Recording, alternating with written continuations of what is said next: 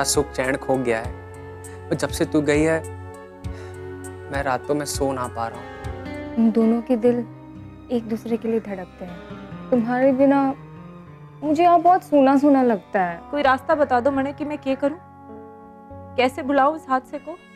कोमल, कभी कभी रास्ते इंसान को खुद बनाने पड़ते हैं। मैं सोच रही थी कि इन थेरेपी और इन काउंसलिंग सेशंस का कोमल के स्वास्थ्य पर उतना असर दिख नहीं रहा। पापा, जब तक कोमल एक नया दोस्त नहीं बनाएगी तब तक वो अपने पुराने दोस्तों को, पुरानी बातों को नहीं भूल पाएगी। देखना पापा, जिस दिन उसके जीवन में एक नया दोस्त आएगा ना, तब उसके जीवन में जीने की एक नई उमंग जागेगी।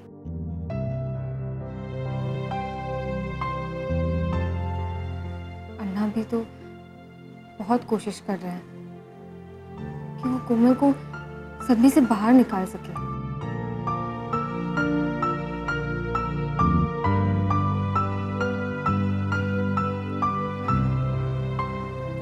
क्या हुआ पापा?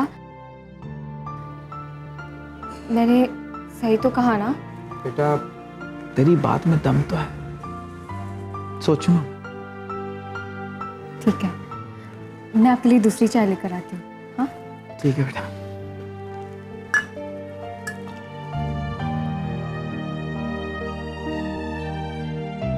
सरोजनी उम्र में बेशक बहुत छोटी है, पर बात बहुत बड़ी और गहरी करके गई है।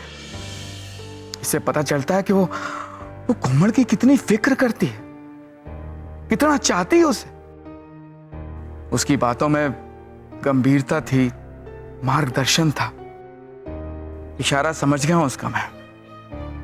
वो कुछ ना कहकर भी बहुत कुछ कह गई है। बात करूंगा मैं कोमल से इस विषय में।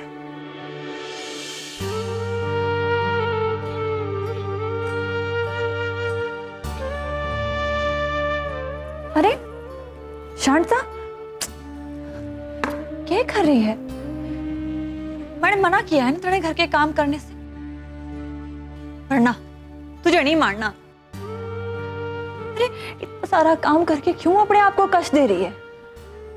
जेठानी जी, मैं तो बस अपना मन बहलाने के लिए सब कर लेती हूँ। ध्यान भटकाने के लिए कुछ ना कुछ करते रहना चाहती हूँ। अगर एक साथ इतने सारे काम करेगी तो अपनी सेहत बिगाड़ लेगी। तो सेहत की चिंता किसको है जेठानी जी? मैं तो बस अपना ध्यान भटकाना चाहती हूँ, इसीलिए चाहती हूँ कि कुछ ना कुछ करते ही रहो। आप मुझे बताओ ना, आप कोई उपाय बताओ ना जिससे मैं कोमल को भूल सकूं।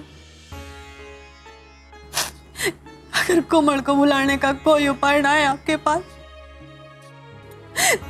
तो मुझे उसके पास जाने का रास्ता बता दीजिए। जेठानी जी, मुझे कोमल की बहुत याद आती है, बहुत याद आती है मुझे उसकी।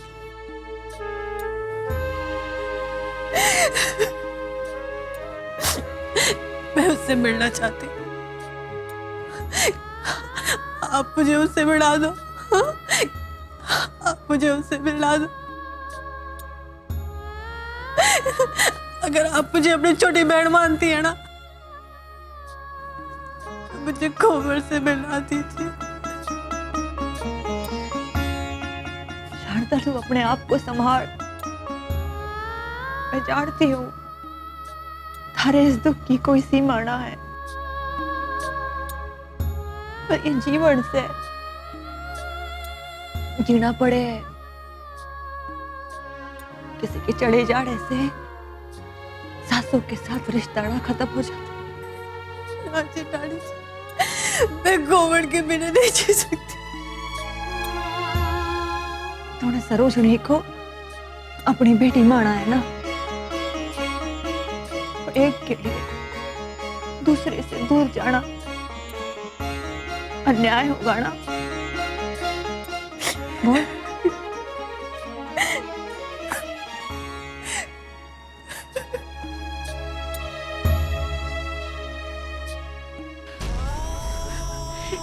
सरोजनी ने हमें कितनी बड़ी खुशखबरी सुनाई है।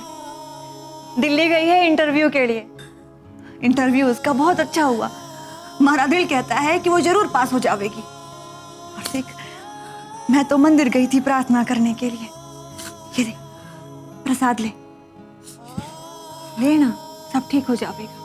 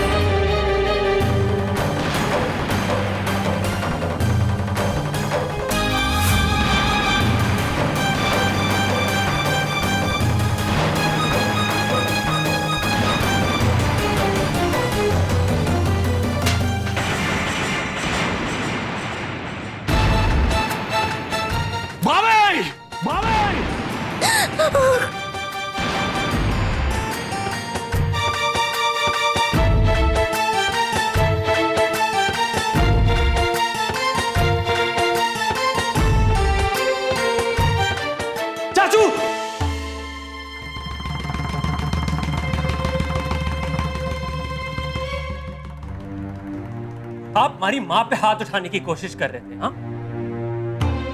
हमारे से नजर तो मिला ना पा रहे। हमारी माँ पे हाथ उठाएंगे? हमारी माँ पे हाथ उठाओगे आप? मारे सामने से हट जा, मारे सर पे खून सवार है। हट जा यहाँ से। आप में इतनी हिम्मत कहां से आ गई? हाँ, सोच कैसे लिया कि हमारी माँ पे हाथ उठाओगे? हाँ, अरे मैंने कहा ना, हमारे सामने से हट जा, हट जा हमारे सामने। ना हटूंगा तो क्या कर लोगे? हमारी माँ पे हाथ उठाओ, हमारी माँ पे हाथ उठाओ। हाँ, हमारी माँ पे हाथ उठाओगे आप? इतनी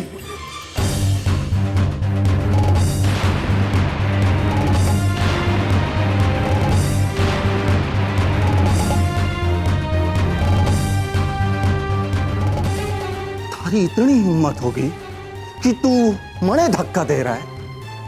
थारे खून में जो उबाल आया ना, इस उबाल को मैं अभी निकालता, अभी ठंडा कर देता हूं उसे मैं।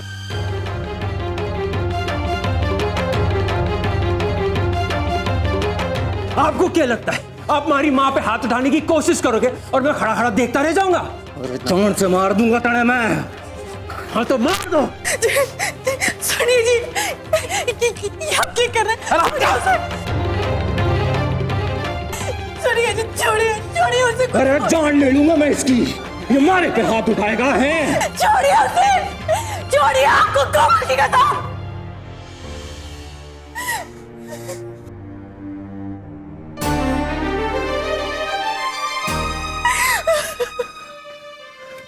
आज तो मैंने तुझे छोड़ दिया, पर आज के बाद कभी भी थारा हाथ अगर मारे कालर तक आया ना, तो मैं भूल जाऊंगा कि तू मेरे भाई का एक लौती औलाद है। भतीजा नहीं समझूंगा तब मैं तुझे, और वो हाल करूंगा तेरा कि तेरे माँ बाप जिंदगी भर पछता पाएंगे। क्या रखना इस चीज को।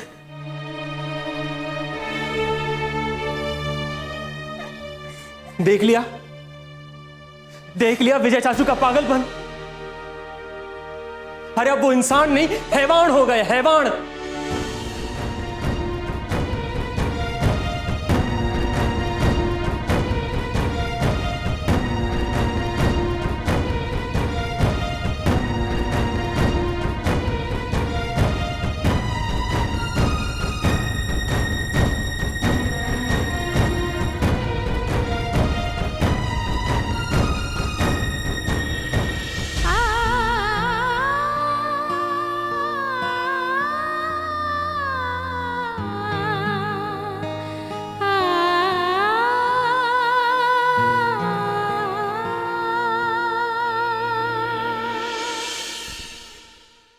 डॉक्टर, आप हमारे नेल्स को क्यों देख रहे हो?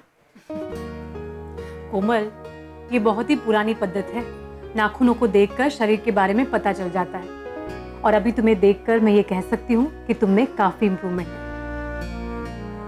कोमल, मेरा ट्रीटमेंट धीरे धीरे आगे बढ़ रहा है और मुझे ऐसा लग रहा है कि तुम काफी इम्प्रूव कर रही हो। तुम्हें कैसा फील हो रहा है?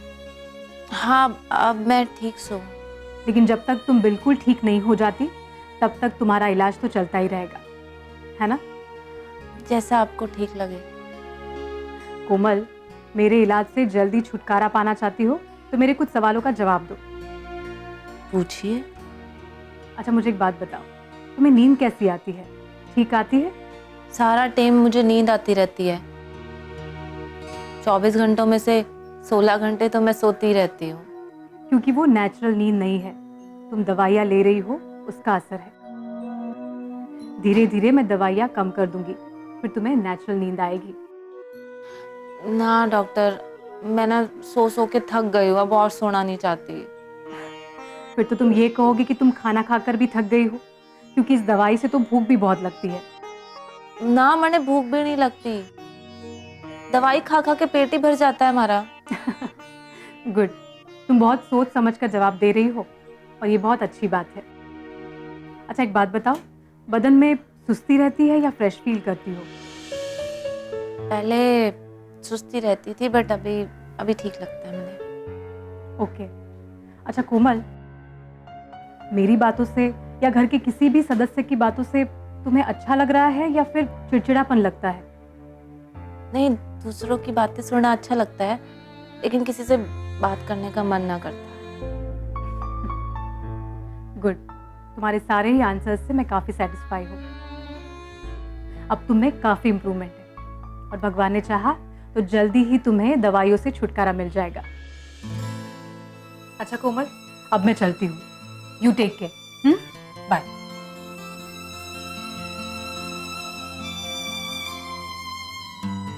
अरे कोमल कोमल कैसी है? शी इज बेटर नाउ, अभी काफी इम्प्रूवमेंट है। और आपको तो पता ही है, डिप्रेशन से बाहर आने में टाइम लगता है, but she is on right track. Thank God, अब राइट ट्रैक पे है तो मंजिल पे पहुंच ही जाए।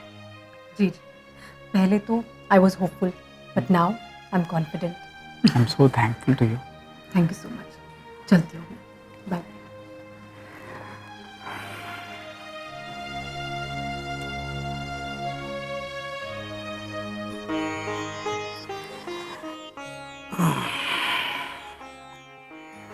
कैसे है?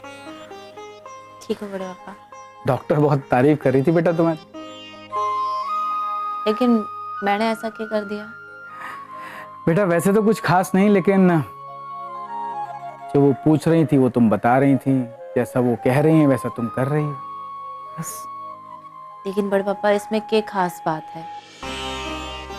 जब कोई माँ से सवाल पूछेगा तो उसका जवाब तो देना ही होगा।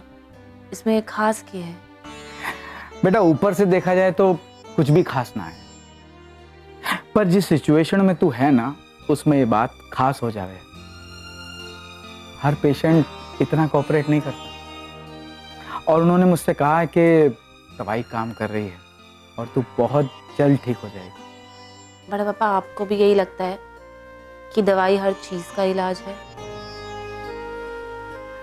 जानता हूँ बेटा, दवाई हर चीज का इलाज ना हुए, क्योंकि दवाई शरीर पे काम करे, आत्मा पे नहीं। वही तो पूछना चाहती हूँ बड़े पापा, है कोई ऐसा डॉक्टर जो आत्मा का इलाज कर सके? है ऐसा तो कोई डॉक्टर ना है बेटा, ये तो इंसान को खुद ही करना पड़े। लेकिन हाँ, कुदरत ने एक व्यवस्था जरूर कर रखी है जो हर चीज को भुला देती है। ओके। वक्त बेटा, वक्त इंसान के हर गम को भुला देता है। लेकिन बड़े पापा, आपको भी यही लगता है कि वक्त के साथ मैं उस खौफनाक हादसे को भूल जाऊंगी? बेटा ये तो कुछ भी नहीं, इससे बड़ी बड़ी चीजें भुला देता है वक्त। वो कैसे? समझाइए। अच्छा ये बता, बच्चा अपने माँ बाप को खूब चाहे है कि नहीं? हाँ। वो उनके बिना रह सके? ना। तो जरा सोच, उन्हीं माँ बाप के चले जाने के बाद भी बच्चा जिंदा रहवे है कि नहीं? रहवे है ना? बल्कि कुछ समय के बाद तो उसे इस बात का एहसास भी ना होवे कि माँ बाप का साया उठ चुका है उसके सर के ऊपर। ये काम करे है वक्त। उस ऊपर वाले की माया ही ऐसी है, वो इंसान को इतना उलझा देता है कि कुछ याद नहीं रहे। समझ गई बड़े पापा, बहुत अच्छे से समझ गई। आप जानते हैं बड़े पापा, आपकी बातें सुन के ना मुझे हिम्मत और हौसला मिलता है। यही नहीं खोना है बेटा, ना हौसला खोना है ना हिम्मत खोनी है, और उस ऊपर वाले पर पूरा भरोसा रखना है। भगवान को यह मत बताओ कि तुम्हारी मुसीबतें कितनी बड़ी हैं, मुसीबतों को यह बताओ कि तुम्हारा भगवान कितना बड़ा है। जिस दिन तुम मुसीबतों के सामने खड़ी हो जाओगी ना, वो खुद ब खुद छोटी हो जाएगी। सुनने में ये बातें कितनी छोटी है, लेकिन है कितनी बड़ी ये बातें। बेटे, जीवन में छोटी छोटी बातें ही बहुत बड़ी होती है, इंसान ध्यान नहीं देता। अब चिंता शब्द कोई ले ले, उसमें से अगर मैं बिंदी हटा दूं तो वो चिता हो जाता। छोटी छोटी गलियां ही चौराहों और महामार्गों तक ले जाती हैं बेटा। सब दृष्टिकोण का फर्क है। इंसान को अपना दृष्टिकोण ठीक रखना चाहिए। वही उबलता हुआ पानी जो आलू को पिलपिला करे है, वही अंडे को ठोस कर देगा। इसलिए सब कुछ अपने दृष्टिकोण पर निर्भर है बेटा। हमेशा पॉजिटिव सोचो, सब ठीक हो जाएगा। खुश रहा कर, तू हंसते हुए बहुत अच्छी लगती है।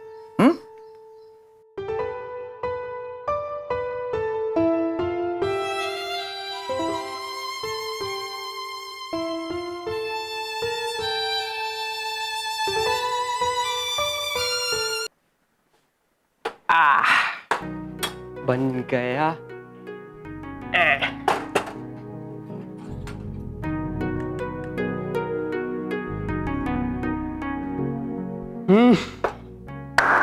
Yes, Sachin, you have done it. You have done it. Yes, yes.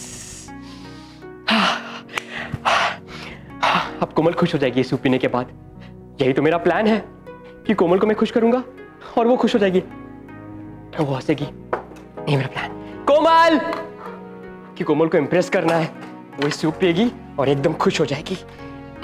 कोमल, कोमल, तुम्हारे लिए सरप्राइज है, जल्दी आओ।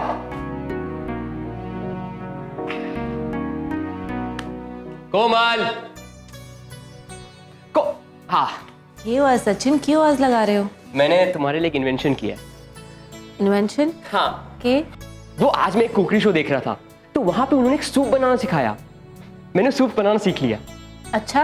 हाँ, तो मैंने तुम्हारे लिए ये सूप बनाया। अच्छा। हाँ, और तुम्हें पता है इसकी खासियत क्या है? ये सिर्फ टेस्टी ही नहीं है, ये हेल्दी भी है। थोड़ा टेस्ट करके देखो। कि तुमने एक्सपेरिमेंट किया है? हाँ। और तुम चाहते हो कि मैं टेस्ट करूं? हाँ। और चखने के बाद अगर लेने के देने पड़ गए तो? क्या मतलब? हाँ। तुम्हें मैं ही मिली थी एक्सपेरिमेंट करने के लिए? हाँ। हाँ? नहीं, मैं ही? मतलब हाँ। हाँ? नहीं, हाँ। अरे मतलब कि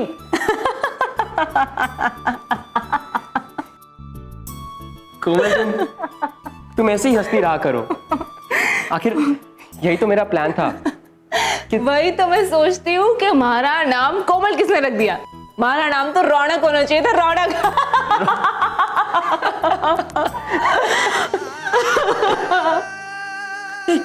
कोमल, कोमल क्या हुआ?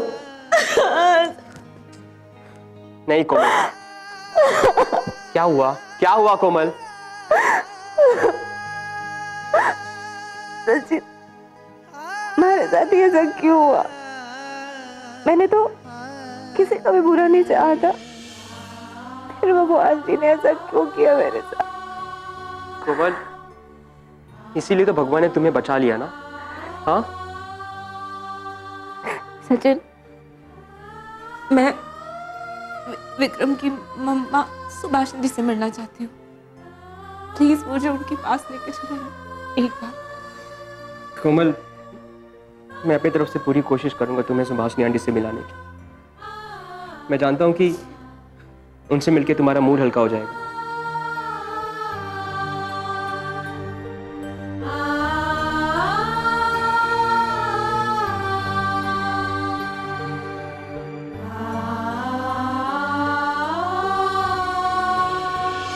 ये हमारे घर में क्या हो रहा है? ये चौटाला परिवार कुरुक्षेत्र का मैदान बन गया है। जहां एक ही घर के लोग आपस में मरने मारने को तैयार है। इस विजय में मुझे दुर्योधन की छवि नजर आती है, जो अपने पराये रिश्ते नाते सब कुछ भूलकर केवल अपने स्वार्थ और अहंकार की वेदी पर सबका बलिदान देना चाहता है। उसकी आंख का पानी मर गया है, तभी तो उसका हाथ मेरे ऊपर उठते उठते रह गया। अरे मैं उसकी भाभी लगती हूँ और भाभी माँ समान होती है, लेकिन मुझ पर भी हाथ उठाने की हिम्मत कर ली उसने। आज कुछ सोच कर रुक गया। हो सकता है कल उसका हाथ ना रुके। इस घर में मान सम्मान सब कुछ दांव पर लग गया है। सिर्फ मान सम्मान ही नहीं, हमारे बच्चे की जान भी खतरे में आ सकती है। अरे उसने जिस बेरहमी से राज का गला पकड़ा था, उसे देखकर विजय पर तो विश्वास करना खुद को धोखा देने जैसा लगने लगा। अगर उसके दिल में हमारे बच्चे के लिए नफरत है तो कभी भी कहीं भी धोखा खा सकता है। अरे जो अपनी बेटी का मीत ना हुआ, वो हमारे बेटे का क्या होगा? एक माँ होने के नाते अपने बच्चे की सुरक्षा, उसकी जिम्मेदारी तो हमारी है ना। अब मणे इस विजय नाम के शैतान से राज को बचाना होगा, बस।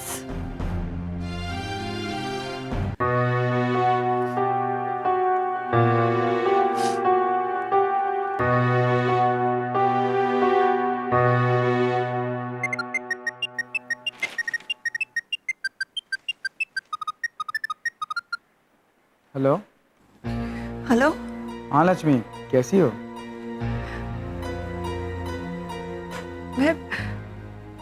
मैं घर में अकेली हूँ और आप पूछ रहे हैं मैं कैसी हूँ? अकेली है? मतलब राज कहाँ है? बेटा है ना तेरे साथ? हाँ, पर वो तो अभी बच्चा है, आपकी तरह समझदार ना है। आप मुझे ये बताओ कि आप घर कब आ रहे हो? लक्ष्मी, कोई बात हुई है क्या? कोई प्रॉब्लम है क्या? कहना, जब जंगल में शेर ना होना तो मौका देख के कुत्ते भी भौंकने लगते हैं।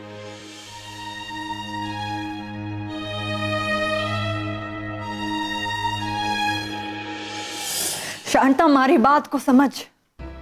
अगर तूने ऐसा ना किया ना तो घरेलू हिंसा का ये चक्र ऐसा ही चलता रहेगा, ना थमेगा कभी। थारी तरह औरतें मरती रहेंगी, हारती रहेंगी, कमजोर पड़ती रहेंगी। अरे अपने भीतर की नारी की शक्ति को पहचान।